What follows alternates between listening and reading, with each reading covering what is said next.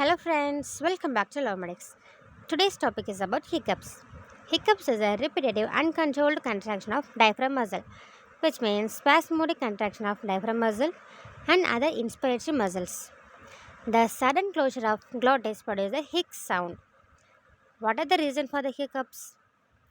Overeating, spicy food, alcohol, soda, very hot food and cold food items, stress and excitement produce the hiccup. And some other medical conditions like gastroesophageal reflux disorder, sore throat, goiter, tumor, cyst in the throat, neural disorder causes the hiccups.